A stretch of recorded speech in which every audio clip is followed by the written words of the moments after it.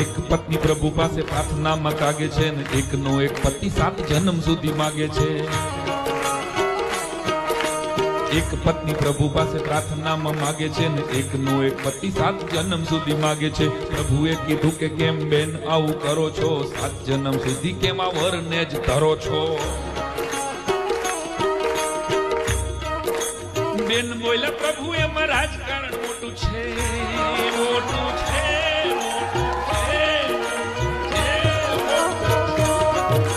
બેન બોલ્યા પ્રભુ એમાં રાજકારણ મોટું છે. ટ્રેન કર્યો એને પછી ગુમાવો એ ખોટું છે.